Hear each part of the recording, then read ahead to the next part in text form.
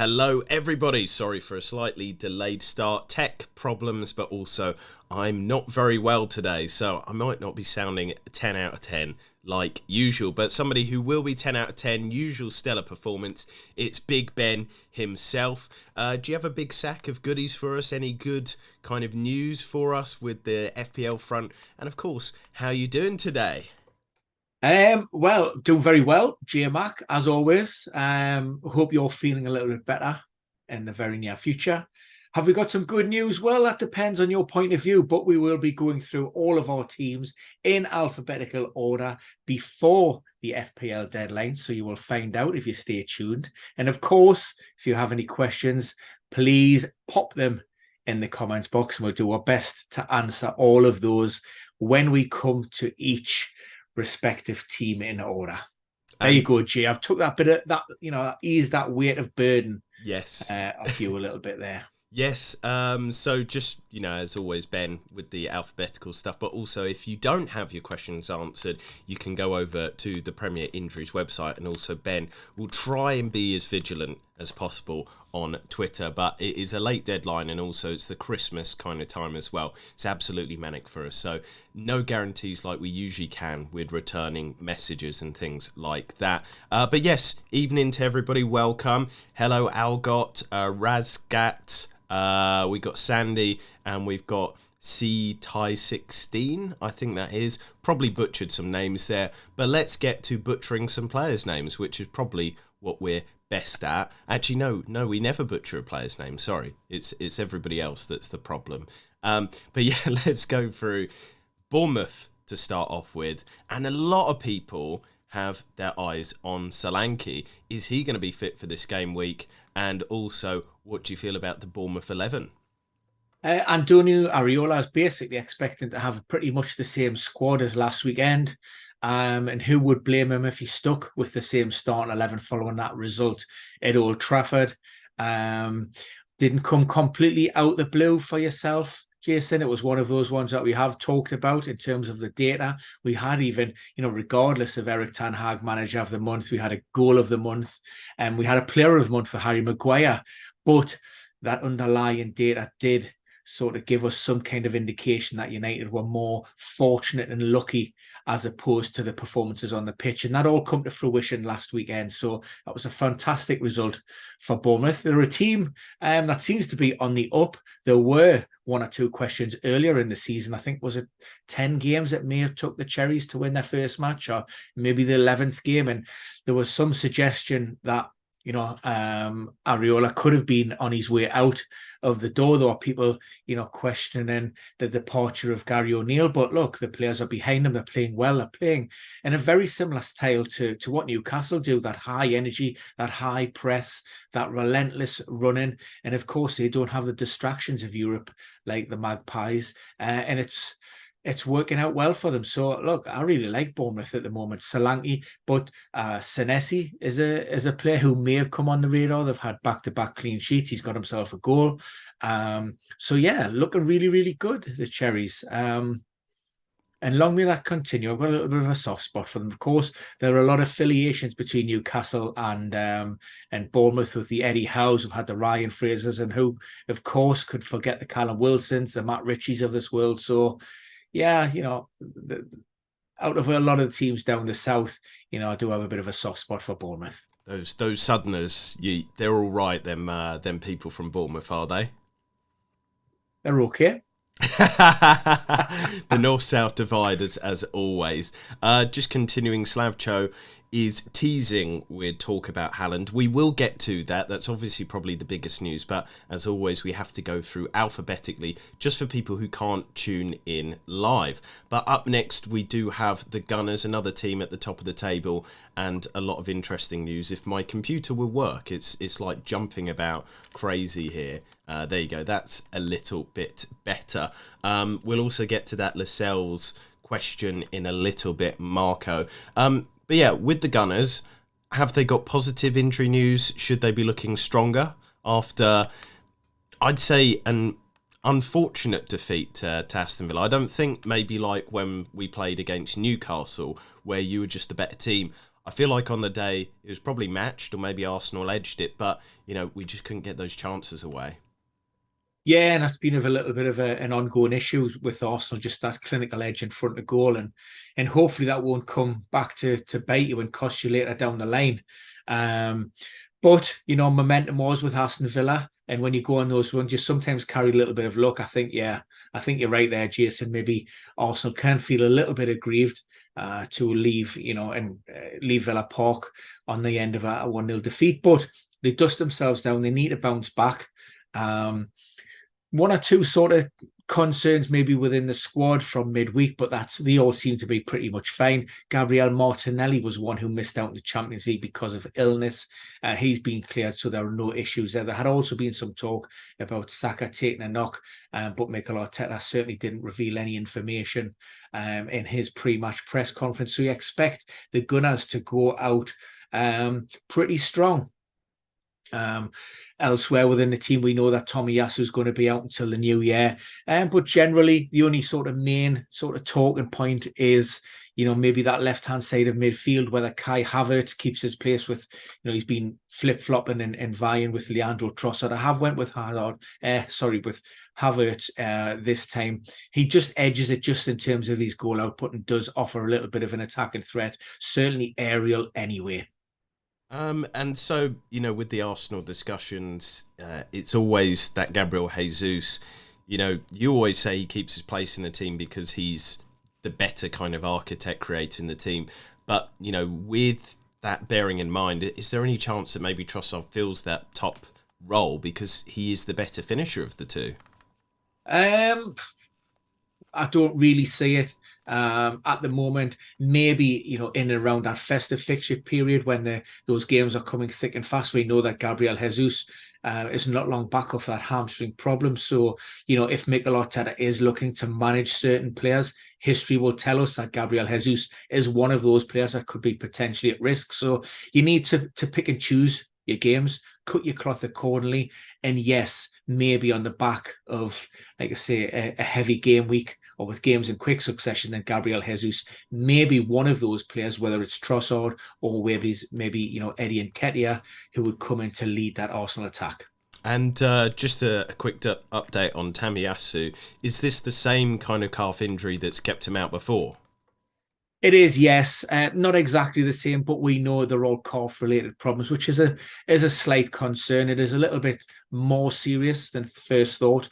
Initial reports suggest that it may have just been a precautionary measure, but unfortunately scan results came back and show that there's damage to that muscle. So, that's going to keep him out for a few weeks. But Ben White, he's back. He had his own sort of niggling injury problems, but he's okay now. He's been cleared. So, like I say, as long as Ben White was to remain fit, then he should be absolutely fine. Okay, continuing over to the team that beat Arsenal last weekend, it is Aston Villa. A lot of kind of questions and analysis on who is in, who is out. We've already had a question with about Bailey, if he is or is not going to play, from Ahmed. What is the situation there?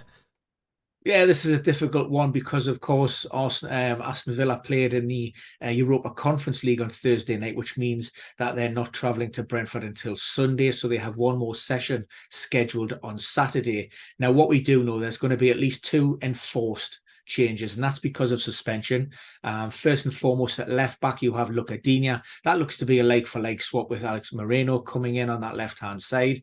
And the other player, which will be a big blow for Aston Villa, would be the loss of Brazilian midfielder Douglas Luiz.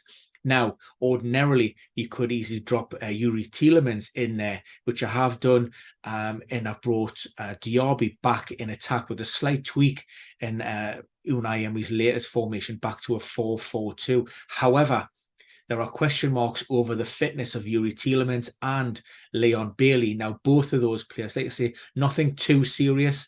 I would say maybe Tielemans is probably the bigger doubt, but you contextualise again around this. You're talking about a team that is full of confidence. They're pushing well. Leon Bailey in particular has been in excellent form in recent games. That Manchester City performance was one of his standouts and arguably maybe one of his best in a claret and blue shirt. So he's certainly going to be wanting to do everything to be involved this weekend. And like I say, it could be touch and go. They will both have a little bit of a test, but I would suggest that, like I say, if they're, in terms of those decisions and those player-led decisions, you will consider that. And if there's a good chance, then I think you and I, Remy, will take a risk on those players. If they were to miss out, then we're probably looking at maybe Zaniolo coming in after scoring on Thursday night. The central midfield option, that's another discussion point. You do have Jacob Ramsey, but he hasn't started in the Premier League all season. But you also have the likes of Leandro Dendoncker, who can come in and start there for the Villains in what would be a like-for-like swap also. So if you were playing FPL, playing the odds, would you be starting Bailey in your team? Yeah, I think it's one of those ones where you probably, Unai Emery will look and say, well, if you're fit enough, then you start. And, if you don't, well, I'm not really going to bother risking maybe on the bench, and I don't really see you getting many minutes. So, if I did own him and I had him in my team, I would start him and then make sure, obviously, you've got the strength and the depth from your bench to come in to back up Bailey if, like I say, if he was to miss out. Yes, indeed. So continuing over from Aston Villa over to Brentford, they've had a big injury blow with Mbeumo. He has been ruled out for, is it 12 weeks, Ben? He's going to miss AFCON. And so obviously it's a different front line. But can you give us obviously the update with Mbeumo, but also the rest of the team? Yeah, so Mbeumo, unfortunately, he's going to miss the African Cup of Nations. Again, it was a fairly innocuous one. We weren't really too sure at the time how serious it was. It didn't look great. He was held from the pitch. He was non-weight bearing. Now, unfortunately, those assessments have revealed that there's been, fairly substantial and significant damage, and that's required surgery. So he's had that operation, that surgical procedure, and that will probably keep him out until around about March 2024. That opens the door for Neil Maupay. Of course, he's been on the fringes of that first team. We've seen the odd cameo. He's got himself a couple of goals. Is looking a little bit sharper. So this is an opportunity for him, to really announce his return to Brentford on a consistent basis. Yohan Wissa had a bit of a downturn in recent times. So again, those two players will be looking to help getting the Bees back on track. But without Bryan Mbeumo and Ivan Toney, they've lost two big players and, more importantly, lots of goals there. Elsewhere within the team, we've went with this 5-3-2. There are a couple of options available in there, but this is the one we've settled for at the moment. There is a possibility that we may have Nathan Collins, the centre-back, returning to the matchday squad. But for me, it would just be the matchday squad. He's missed a fair chunk of time. So just that little bit of sharpness, he might need to work his way in. So maybe, a start over Christmas would be more realistic. So Nick Diakos has asked, should he start Diaby? We're going back to Aston Villa now, I presume. Yes. Yeah. Well, I've obviously got him in. It does require a slight change in setup from Unai Emery. But, in the absence of Douglas Luiz, I think that will maybe force a reshuffle. And of course, there are question marks over Youri Tielemans as well and Leon Bailey. So, for me, he's probably next in the pecking order for a start within that Villa team. So, look, let's make no bones about it, though. This is a really, really tough game for Villa. Travelling away, their home form is, not by any stretch of the imagination does it, go anywhere near how well they play at home. So I think they've only won maybe 3 of 8 or 9 away games this season. Their goals output isn't tremendous. Like I say, they've lost those 2 big players. They played in Europe on Thursday, albeit with a heavily sort of rotated side. But look, there's still, mentally and physically and psychologically, the demands on those players. So I'm expecting a tough game. I think this is the point as well, is You know, a lot of people are expecting Aston Villa, the home team, to turn up in these away games, so maybe just you know shelve some expectations. Just to remind people, do hit that subscribe button so that you stay up to date with us, especially during this hectic Christmas period, because it's going to be chopping and changing. We do have lots of interesting deadlines and schedules. We'll always try and get a show out live before each deadline as well, but that's the best way to stay on top of it, and also hit the like and share button as well to get it out to the community. Slavcho has an interesting point here. With Mapai in front of goal, you can expect teams that play Brentford to have more clean sheets. Do you think this is going to be a problem going forward for Brentford, that actually they'll have lost you know, a little bit of that attacking threat, especially without Mbeumo leading the line? Or is it the fact that Ivan Toney is coming back soon, and so, you know, obviously 12 weeks out for Mbeumo, but it's the right time for Toney to come back to the squad, isn't it? I mean, we're working on the assumption that obviously Ivan Toney does return to Brentford. First and foremost, he's a player, a striker that has been linked heavily with a potential switch. Whether that would happen in January or not remains to be seen. Internally, this setback for Brian and Mbeumo may scupper any move in January, but you could see why somebody like maybe Arsenal you know, would approach, and he would come at a premium. Let's not make, there's no bones about that. He would come at a premium, but you know, you talk about that having that clinical edge in front of goal. Ivan Toney isn't, you know, restricted by having played for anybody else in Europe, so you'd be eligible for the league and European adventures, like for somebody like Newcastle, for example. So, you know, that would be great, although we're out of Europe.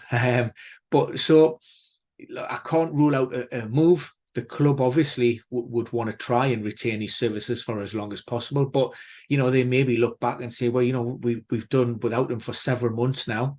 You know, if Neil Maupay was to really sort of hit the ground running and stake his claim for a place in that Brentford squad, I understand he's just on loan there, if I recall correctly, from Everton. You know, if he was to have a good, you know, spell, then, you know, the Bees might just thinking, well, this is a good opportunity for us to cash in, you know, make some money, and then we sort of reinvest in and build and bolster that squad, you know, ready for the next campaign.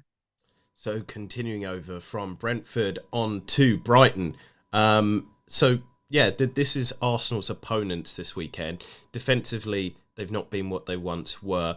And this has affected them a little bit up top too. That they just haven't looked like their amazing selves last season, where they blew lots of teams out of the water.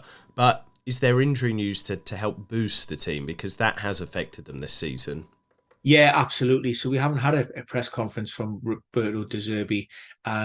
So there are concerns, you know, with the squad, and not only with those players who've been injured and in the treatment room, but also keeping those players who are currently fit, you know, keeping them out of the physio room department. So that's what we've been working with. And in terms of Roberto De Zerbi, he's a player who has been making lots and lots of changes.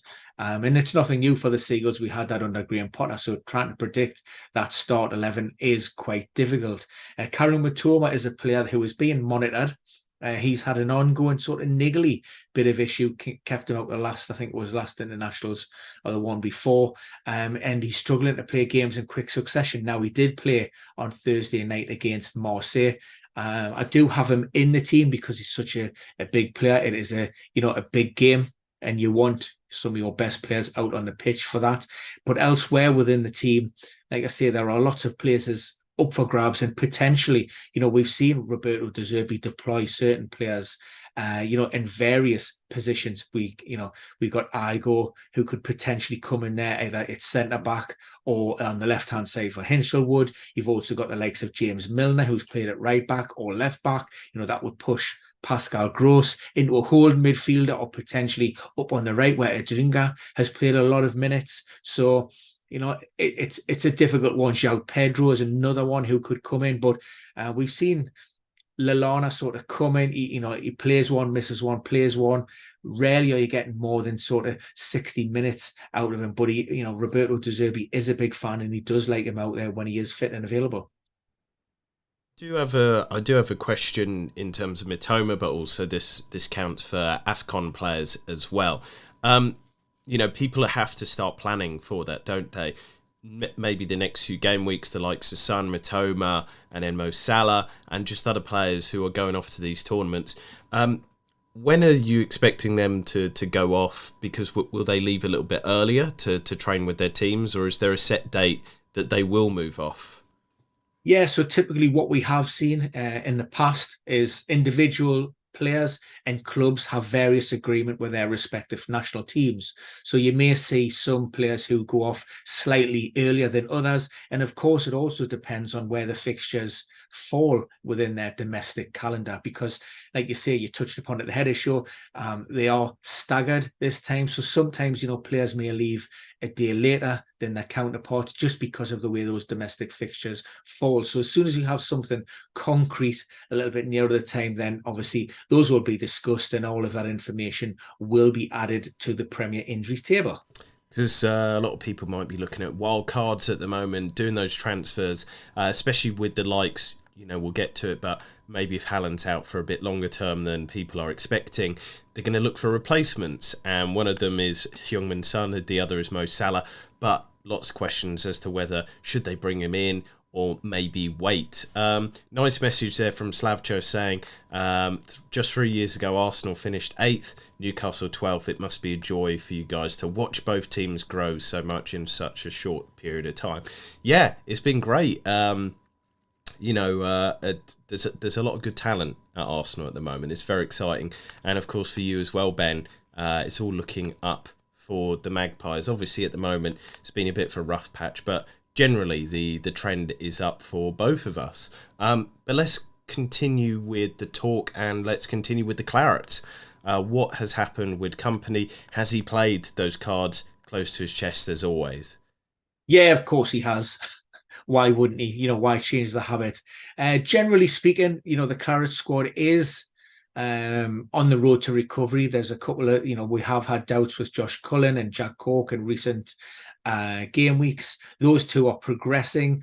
Whether they're going to be fit enough to return this weekend remains to be seen. But again, they shouldn't be too far away. That's the same for Aaron Ramsey as well. So, if it's not this game week, then certainly over the festive period. The one enforced change that we'll see this weekend is fullback Charlie Taylor. He's picked up his 5th yellow card of the campaign. So that rules him out. There's a couple of ways that Vincent Kompany could go. I've went with putting Delcro on that left-hand side, but quite easily it could be Vitinho on the left and then maybe bringing Roberts in on the right-hand side. So that's really the only position where I think it's maybe up for discussion. I think Odegaard definitely deserves a start following his goal. Of course, the 18-year-old still has a lot to learn, so he's not going to be a player that's going to be utilised too much. He'll be managed very carefully by Vincent Kompany, but I just think I've got a sneaky suspicion that he does start this weekend.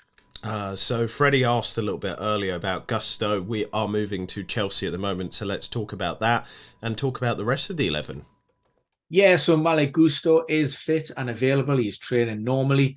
And yes, you would think he would be a like-for-like swap for the injured Reece James and Marc Cucurella, who was also deputised on that right-hand side. But I just think, given the amount of time that he's went off, he's probably lacking in that just little bit of fitness and sharpness, which is why I have Disasi in there. We have seen Disasi start on the right-hand side, particularly when Badiashile and Thiago Silva are paired centrally. Levi Colwell is the like-for-like replacement for Marc Cucurella. He's meeting with a specialist, so that doesn't look too great. Reece James as well, that's also a fairly serious hamstring problem. Christoph Nkunku, he is training fully. We do expect him to be included in the matchday squad. Like I say, minutes will come from the bench. Wouldn't expect massive things from the Chelsea forward. Of course, he's young. He's coming off the back of that injury. And also, it's the first time, he hasn't actually played in the Premier League before. So there's going to be a period of adaptation. And yes, we're going to see probably glimpses of brilliance, but on a consistent level, we may not see those optimum performances maybe until 24 and 25. Wow. So that's the kind of message that we've we've given with him as well. Just maybe hold off on transferring him in for a little while. And the other reality is Chelsea aren't playing very good as well, so I don't know if I'd want to be invested in them anyway. Crystal Palace up next, the Eagles. Many issues plaguing this squad. What is the latest? We'll start with the good news, and that would be the potential return of Tyreek Mitchell. He missed the last game through injury, but he's been past fit and he's trained, and given the amount of time, the small amount of time that he spent on the sidelines, I would expect him to return to the starting lineup. Now, question marks and alarm bells elsewhere on the pitch. Jean-Philippe Mateta looks a like-for-like swap for Odsonne Edouard. We know he picked up a knee injury, so he's out. I'm also taking a bit of a punt on Dean Henderson in goal. Now, this is a risky one. We know that Sam Johnson picked up a calf injury last week, so that's going to keep him out of the game. Matthews was, I think it's Remy Matthews. I may have that first name wrong, but Matthews came in for that cameo role. But Dean Henderson did return to the training pitches this week, so he hasn't had a great deal of work with the first team. And it's one of those ones that could be a decision that Roy Hodgson will make in conjunction with the player and the sports science department and other backroom staff. But I've gambled on Henderson. But like I say, that could really be Matthews as well. Also, the one who I've opted against, including we have seen Eberici Eze back on the training pitches as well. So he's been cleared. That was a high ankle sprain, but of course he was coming off the back of another fairly long-term injury. So that's why I've decided just to ease back on him and keep him out of that starting lineup initially. Michael Olise was rested from the starting 11 last week, throw him back in. And they also had Jairo Riedeveld starting in midfield as Jefferson Lerma picked up a hamstring problem. Got to say, that was a classy way of saying Riedeveld. That was quite cool. I've been practicing. Oh, that's wonderful to hear. We've got a few questions here before we get on to the next team. Jamie, first of all, said, would you rather play Senesi or Pau Torres this week? Ooh, Senesi. Oh, and Omar has asked, who would you pick between Richarlison and Raheem Sterling? Richarlison. I mean, for me, that's kind of like asking, do you want a punch in the groin or the face? They're both pretty crap options, but let's continue over to Everton. And again, my mouse is not working, so let me try this alternative way. And we have the 11 here. There's some good options in this team. I think Everton are bubbling under the surface, got some all right data, but the likes of Doucouré and Calvert-Lewin, they might be worth a punt, mightn't they, Ben? Yeah, I think it's Doucouré's at 4 goal involvements in the last 6. And although we've seen Dominic Calvert-Lewin underperform in recent games, he obviously offers the Toffees' main threat in front of goal, and it doesn't tend to go too long in recent times before he'll be back on that goals trail. And like I say, confidence is running through the veins of the Toffees players, although they have been forced into at least 2 changes this week. That's both due to suspension. That's Jared Branthwaite, which would be a big blow at centre-back, and also Idrissa Gana Gueye. Now, that, to me, isn't so much of a problem because we have Amadou Onana, who's back from a calf problem, who can slot straight in there. So that's a like-for-like. The centre-back spot, well, that's maybe more of a discussion point. I'd have went with Ben Godfrey. If Sean Dyche does stick with a back 4, possibility that he's vying with Michael Keane. Although, he did hint that he wouldn't be afraid to change things up too much, if he wanted to, adopt maybe a 3-5-2 formation. On the right-hand side, Ashley Young's picked up a bit of a muscle problem, so Nathan Patterson starts. Also, Seamus Coleman picked up that injury on his return. His first start against Newcastle. He isn't 100% yet either. And Mykolenko, I do expect him to shake off a niggling complaint to be past fit. Elsewhere with the Toffees should be pretty much as you were. You also, I know you mentioned Doucouré and Calvert, but also Dwight McNeil has been a player in form in recent game weeks. He has indeed. Algar is taking us to Wolves. We will chat about that a little bit later, Algar, so make sure to ask that question then, just to let you know we're not avoiding that question, but we tried to go through everything alphabetically. Fulham up next, and they've found form at the moment, Ben. What is the reason for that, and is that due to a settled injury scenario? Yeah, generally, the cottagers are doing pretty well. We've had a lot of players coming back from injury in recent weeks.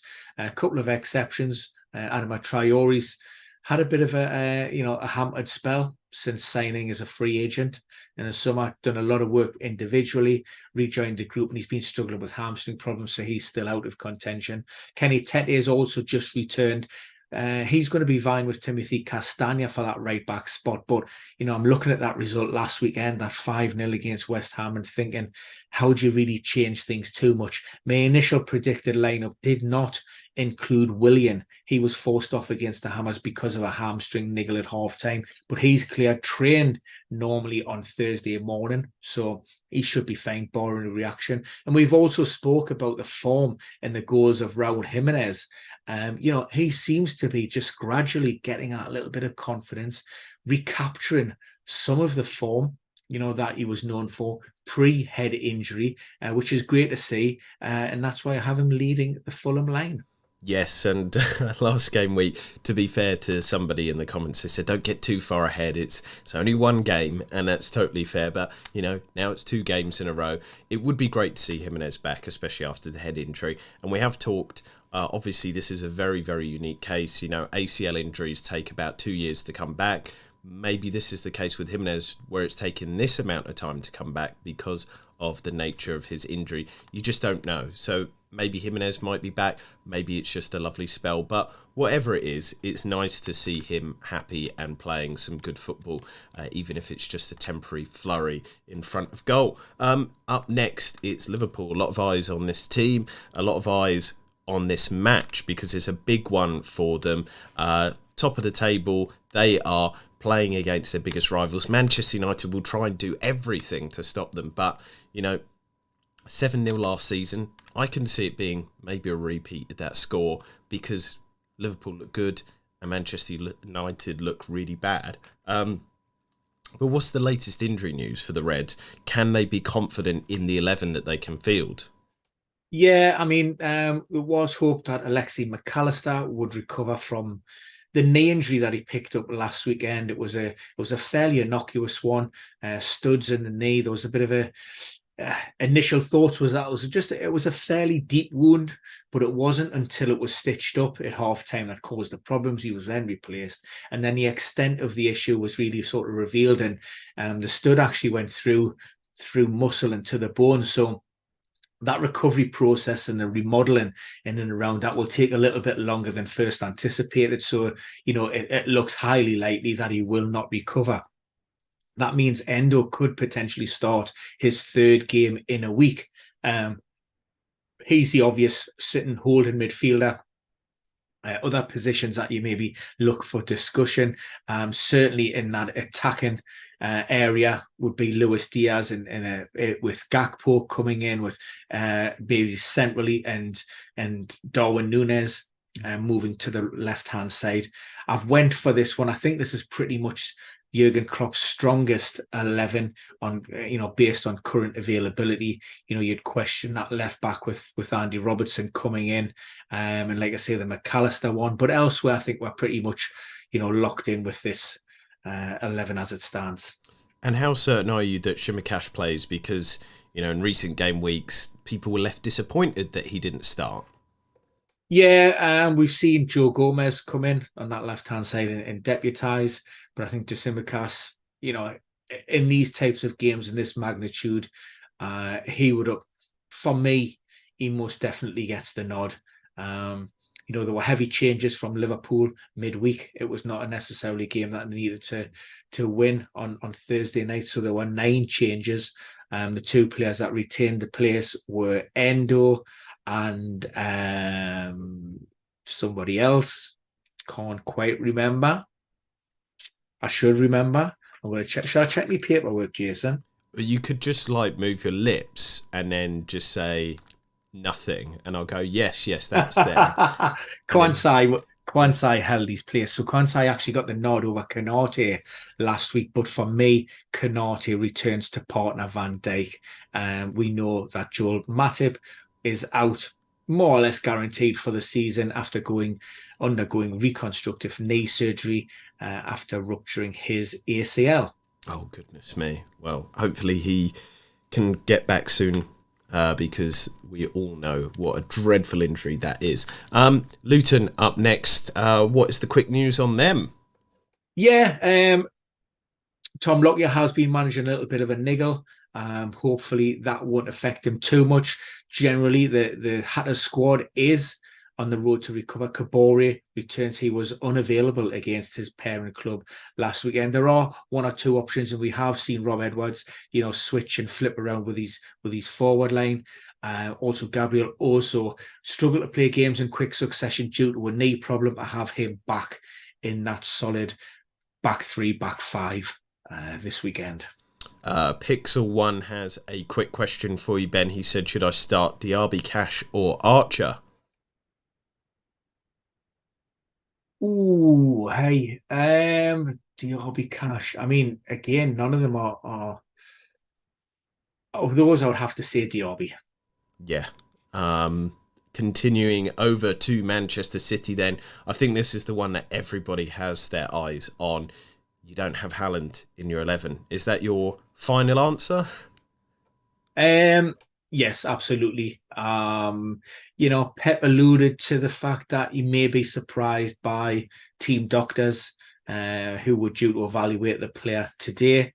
But so we're talking about a stress response here. So there's obviously discomfort and pain in and around that foot. This is something that needs to be managed fairly carefully. It responds very well to conservative treatment. And in the grand scheme of things, is it very serious? No, it isn't. But it has the potential to turn into something which could, potentially keep the player out long term. So that's the fine juggling act. That's a decision-making process around the pros and cons about risking the player. A stress reaction could quite easily turn into a stress fracture. And then we're looking at maybe a significant spell on the sidelines. What will be going on behind the scenes? Well, Erling Haaland will have will have activities.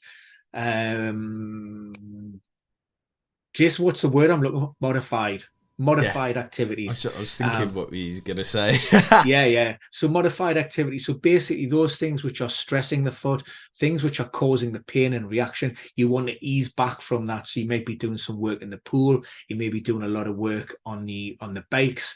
And then gradually what will happen is you will want to reintegrate them with the team and increase that load, get them into full contact, full training. Now, we know Pep is all about the smoke and mirrors, but in this instance here, he is justified in saying that way he's being assessed on a day-to-day, on a week-to-week basis, because it is a loading issue. In theory, we could see Haaland back on the training pitches, training normally, and then you can have that reaction overnight due to that increase in load. So there are no guarantees with this. And like I say, with the busy period, you're going to be wanting to manage Erling Haaland in kid gloves with that. So that's why, like I say, he hasn't done a lot this week. That's why we don't have him in that start 11. And I think it makes a lot more sense, if Haaland is kept out of this game, and maybe his involvement at that Club World Cup will be minimum, and then see how he sort of reacts and responds when City return for Premier League, which I think is on the 27th of December. So with the kind of scenario there with Haaland, is it going to be kind of like, other loading injuries, a bit like plantar fasciitis, it's just kind of see how the player feels.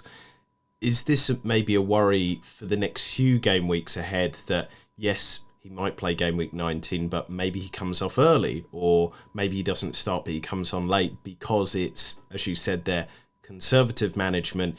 And so is he guaranteed for the time being to be started like he once was earlier in the season? This is something I've spoke about a lot this week. I had a lot of questions with regards to Haaland's my thoughts on FPL and Haaland. And I actually think this is really in a good way from an FPL perspective. I think this is it's a great opportunity for managers now to begin to think outside the box. It allows us to deviate from what's been happening in recent times where, Erling Haaland has almost spoilt the game to an extent due to his high ownership. He's a player that if you want to do anything within FPL and within your mini leagues, you have to own. You ride the crest of the wave when he's banging goals. If you don't own him, more often than not, you suffer, and if he doesn't bang, well, so what? Most people own him anyway. So, you are up and down and you're going at together. Now, people have the decision to make on whether to return the services of that premium striker or look elsewhere and maybe spread those funds more evenly without the squad. And like I say, and you touched upon it there, is there a possibility that there's going to be restricted minutes? Absolutely. Pep will be looking at him to be one of those first players that he may look to bring off and protect. So, if City are 2 or 3 or 4 goals up, it could be that Erling Haaland is the player to get hooked. Also, introduction from the bench. But, the caveat is always, with Erling Haaland, it might only take 20, 25, 30 minutes for him to get a brace, even to get a hat-trick. So, you're going to have those who are maybe, the risk takers who will just back Haaland regardless, no matter how many minutes he plays. Or you may have the players like yourself who like those 90 minutes men to, decide to cash in and look elsewhere. It's a hard decision to make. And, over the coming game weeks, like you said, I think it'll be fun to see a divergence from the meta, the template teams. So Sam says, who takes penalties for Manchester City now that Haaland is injured? Good question. I think we have seen them in the past from Jack Grealish, although I understand he isn't 100% fit, took a heavy knock against Red Star midweek. I think we've seen Foden, but Rodri has also been there as well. So I don't know in terms of who is the nominated second penalty taker on that team. I suspect it may be Rodri, or maybe I think it is Rodri, or maybe even Alvarez. That'll obviously be a discussion that's happening behind closed doors. I'm sure they'll have an agreement internally about what happens with penalty duties. But like I say, Pep is a player who tends to rotate quite a lot. So, you're going to need to be looking at which players are on the field at that specific moment in time, which isn't always an easy thing to try and second guess. And it's not useful for FPL as well. You can't mid-game transfer in Rodri or something. Yeah. Algo wants to know, is there an update on Jeremy Doku? Yes and no. So there's been no official update from Pep during the open section of his broadcast. But as of game week 16, we were looking at something which is probably in and around that 7 to 10 to 14 days. That seems to suggest that this game week would probably come a little bit too soon, and the Club World Cup was more realistic for the winger. Okay, we've got some other questions here. Jondre wants to know, should he take out Haaland and Archer for Watkins and Solanke? I mean, it's a big call. It's a -4 though. So does that affect your decision because you don't like taking hits? I don't like taking hits, to be honest. And if I'm looking at taking a hit, then I want to try and recruit those points instantly. I just think the Villa fixture is really difficult. And yes, Bournemouth are a side that's been on the up, but it's still Bournemouth ultimately. And maybe they have been overperforming a little bit. I know their XG, I know their underlying data has been fantastic. You know what? If I could maybe just bring in one of those for this game week without taking the hit, then maybe I would be looking towards Solanke. For a Haaland, if that was the only way that you could potentially do it, because like I say, I'm fairly confident that Haaland certainly won't be around, and of course they miss the next game week with Manchester City. So, you've got at least 2 games there, whoever you bring in. Continuing with some of these questions put to you, Thomas Keeney wants to know, Cash or João Pedro, who is more likely to start? Well, we've seen with João Pedro and Roberto De Zerbi, that he is reluctant to start him in games in quick succession. So he's not afraid, even though I think he got himself another goal. He's not afraid, to drop him from that starting lineup. And the Seagulls do have options in there. I think I went with Adam Lallana. So for that reason, I would have to default to Matty Cash. But again, his percentage of status of starting could be impacted by the fitness of your Tielemans, who has a late fitness test, and also Leon Bailey. Yes, yeah. So let's continue. Manchester United up next. Red Devils not looking good at all. Difficult game against Liverpool. Is there any injury boosts though? Well, is it a boost or not? Marcus Rashford has recovered from illness, first and foremost. So I have him coming in for the suspended Bruno Fernandes. Also, Luke Shaw surprisingly trained on Friday morning. So that would suggest that, he is fit and available again, barring any kind of reaction. And I'm looking at this lineup, and Luke Shaw would probably be one of those players that Eric Ten Hag would definitely want in his starting 11. But I flagged this when he pulled up midweek. We're talking about a player, I think he's played 6 games across 17 days, more or less. And that's coming off the back of an injury, a muscle injury that kept him out, for the best part of 3 months. So the fact he's had a bit of a scare midweek, that leads me to sort of err on the side of caution and just, you need to protect Luke Shaw, because, like I say, a setback at this stage, would mean another potentially significant spell out, which is why I went with Reguilon at left back, and Johnny Evans would come in. We know Harry Maguire he's going to miss a few games as well. That's an adductor problem. Varane brought in from the cold because of Victor Lindelof's injury. He should start again.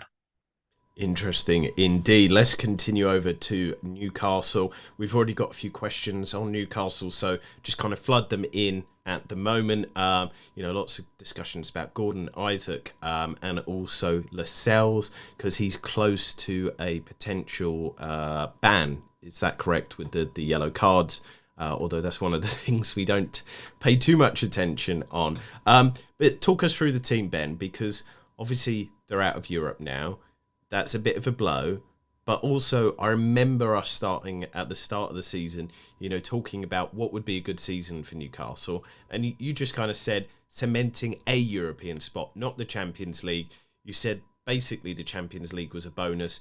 Do you think that the club shares that sentiment that, yes, it was nice to be there, but also, they're not going to beat themselves up about it because they've got long-term plans instead of kind of short-termist thinking?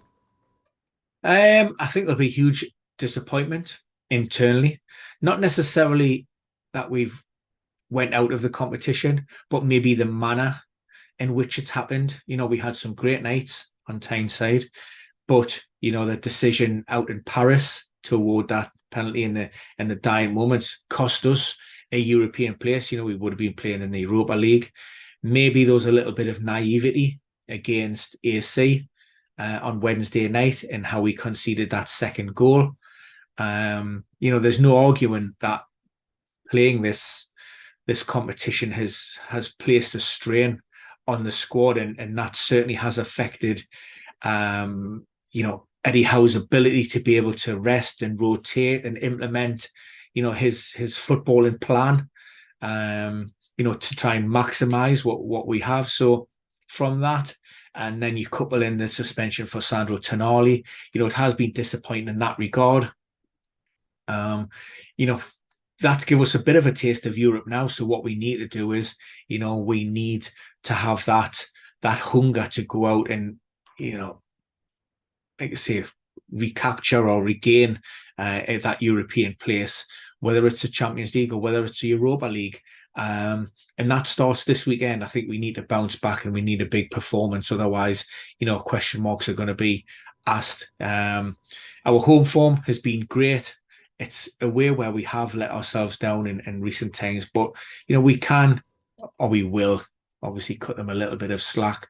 But we'll have players coming back into the matchday squad, which is why I've sort of freshened things up a little bit, bringing in the likes of Sean Longstaff for Lewis Miley, the young 17-year-old, has been absolutely fantastic. But let's forget, this is his breakout season. He's just 17. Also, at left back, I'm swapping over Livramento, who replaces the suspended Kieran Trippier. And I've took a little bit of a gamble throwing Dan Burn in there, not just for what he brings to the team on the pitch, but also off the pitch. The other consideration would have been Lewis Hall. So does that mean, when Newcastle are on the road, you say away because they're playing away?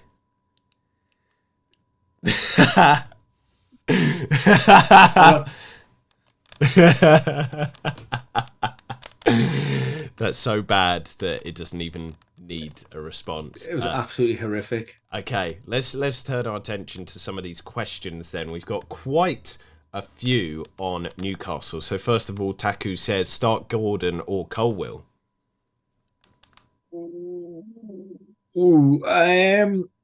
Obviously there's question marks over Gordon.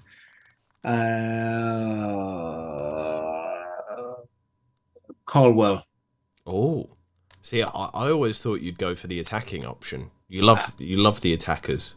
I do, but also I'm playing the percentages in terms of Anthony Gordon's got a hamstring problem. And when you're a player that relies on that turn of foot, that explosive speed, hamstrings then set off alarm bells. So that's me thinking. That's why I'm going with what I would see as a surefire start and Colwill. Continuing with this, we do have a question which involves a Newcastle player. Khalil says, I have to choose two to start between Tsimikas, Dawson, Tarkowski, and Livramento. Who would you go with? I'll go with Livramento. And I'm just looking at fixtures here as well. I wouldn't go to Tsimikas. I quite like Dawson, and it wouldn't surprise me if Wolves were to get a result at West Ham this weekend. So we'll go with Livramento and Dawson. Yeah, to be fair, Wolves are playing quite well. I quite like them. Abdel says, starting Isaac over Gordon, is that, I guess he's saying, a good idea? Yes, I would think Isaac starts. I can't see Callum Wilson coming in for back-to-back games following that hamstring problem. And you've also got, as it currently stands, you've got no question marks or uncertainties surrounding Isaac, whereas Anthony Gordon is managing that hamstring issue. G. Reid has said, should he have a hit for taking to bring in Alvarez for Gordon, or is starting Gordon the better option? I certainly wouldn't take a hit because there are question marks over Alvarez as well. Not only is he still adapting to the intensities of playing in the Premier League, and also, 3 games in a week, took a bang on the hip against Freiburg. So again, he's not 100%. So even if he is past fit, will he start? Will he get, 90 minutes? I doubt it. So I would not take a hit for that.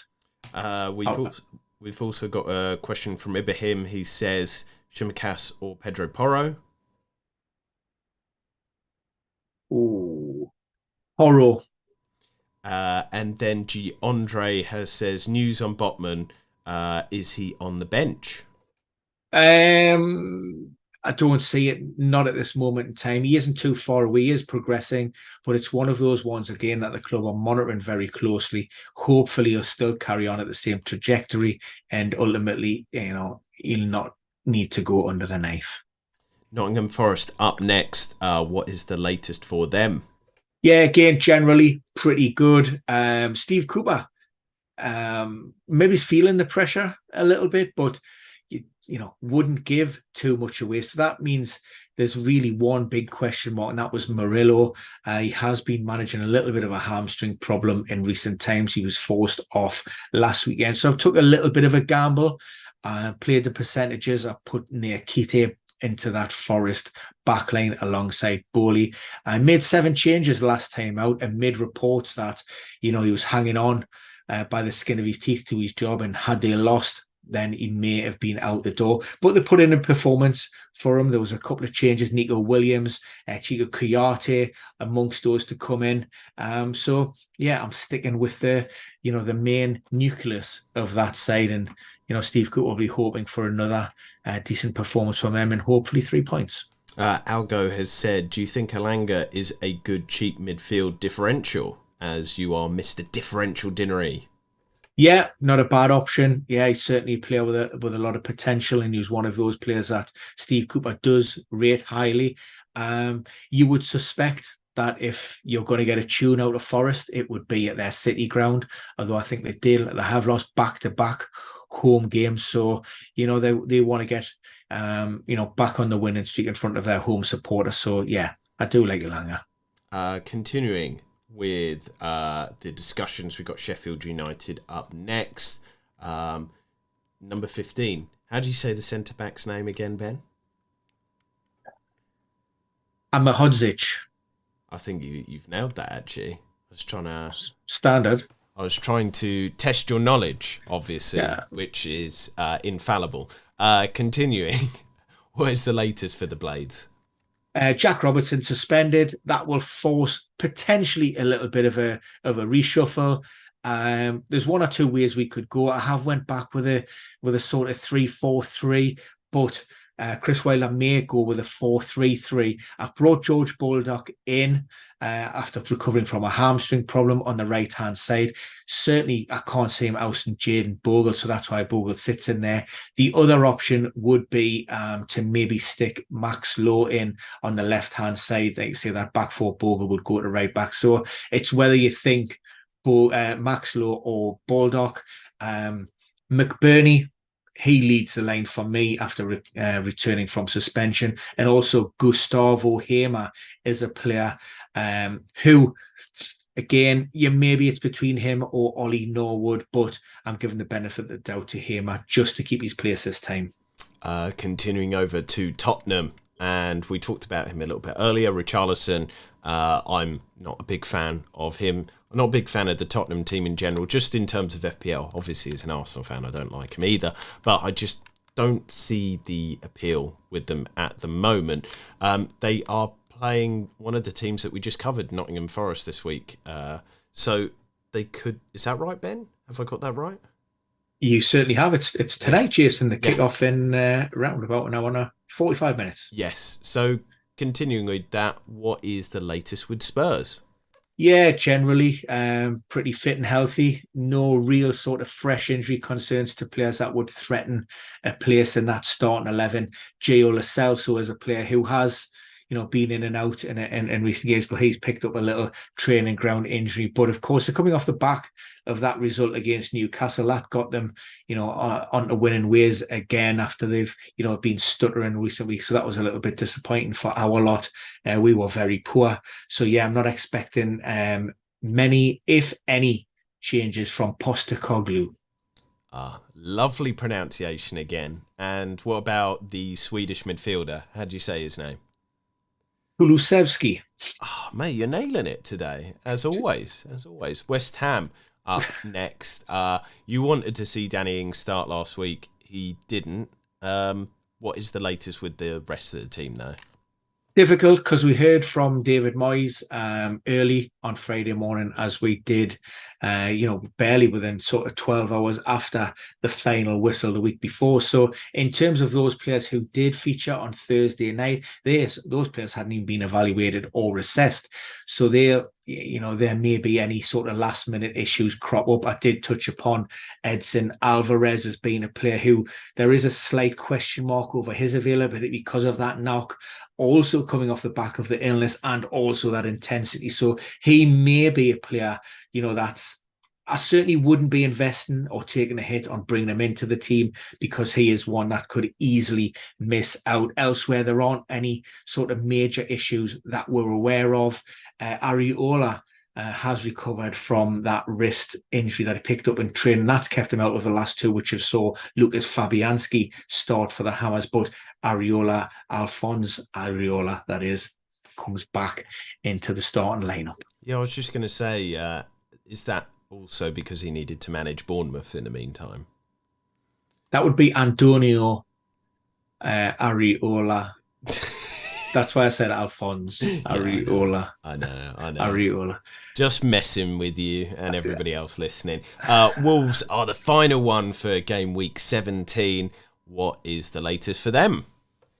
Yeah, Nuri has recovered from that ankle problem that's kept him out of the last two, I think it is. So Hugo Bueno makes way. I have been a big fan of Bellegarde potentially coming in. He has been included in that start 11, but seems to have slipped down the pecking order slightly with Sarabia, the player coming in and taking his place. So yeah, they've been playing some decent football of late. Wolves being a little bit unfortunate with results. So I think it is just the one change from last time. Mario Lamina, that was a minor hamstring problem that forced him off last weekend against Forest. He's been cleared. He has been training, so no issues there. One last dad joke for you, Ben. How do you ask the Wolves left back how he is? Yay, Nuri. Jesus. That is absolutely... Won't read my lips. I think, mate, I'll blame it on the illness, mate. It's the cold. Jesus. Yeah. It's taken over. Anyway, I hope everybody enjoyed the broadcast. We hope that it was helpful as well. Like always, do hit that subscribe button, and we will see you very, very soon for the next broadcast. But for now, going to wish you the best of health. Hopefully I have a bit of health, and hopefully I'm back